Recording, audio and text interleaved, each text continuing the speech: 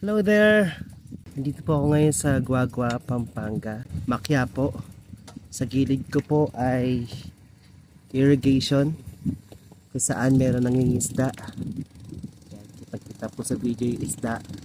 Ayun, nangingisda pala, hindi pa nakita yung isda. So, hindi masyadong busy itong ano na to, daan na to kasi like okay dito. So the reason why I'm filming this video is just because I would like to personally thank everyone na na-involve po about doon sa October Praise. Yes, October Praise para kay God. Yes, through Fairview Christian Congregation and the Music and Dance Ministry.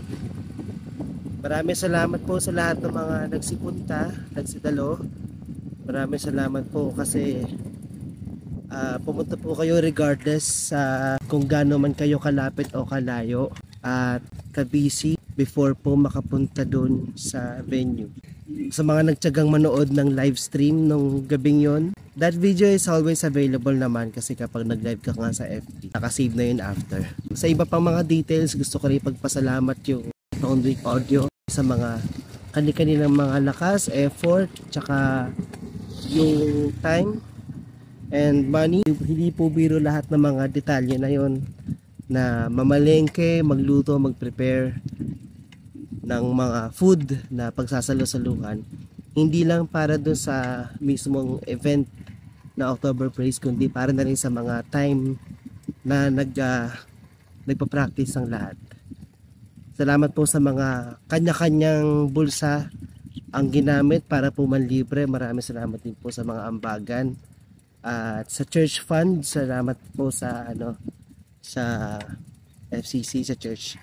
Maraming salamat din po sa hindi lang pagkain ng nilibre, kundi pati yung babayaran dun sa audio dun din sa pinagkagastos ng stage. Grabe, hindi naman talaga kailangan ng stage kasi okay na yun simpleng lang pero ginawang bongga dun sa stage din kasi kung gaano ka bongga din yung tarpaulin, yung pag-design talagang in-effort din talaga. Maraming salamat din po sa mga nag-prepare ng lyrics, ng mga kanilang mga tinig, kanilang mga instruments. May mga pagkakataon man na parang akala natin or iniisip natin na baka kulang pa. Oo, nangyayari talaga yon kasi syempre hindi naman talaga magiging perfect yan kasi tao lang tayo. But sometimes we have to push more efforts and potentials kasi naniniwala tayo na magagawa pa natin yung maganda para sa Panginoon.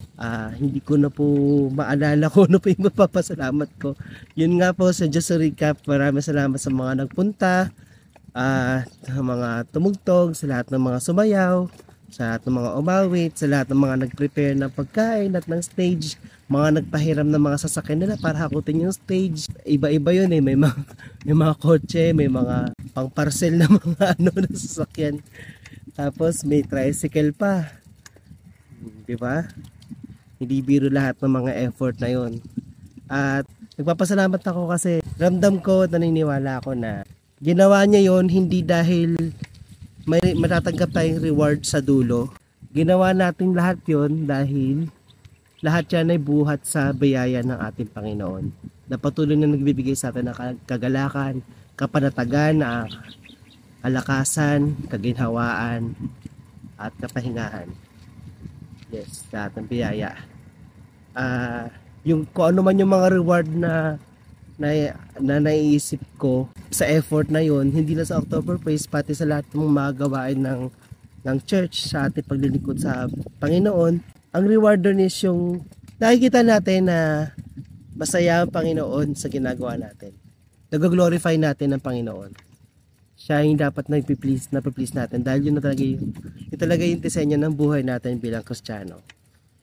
Amen. So yes, patuloy tayo magpalakasan, magpanalanginan, magpaalalahanan.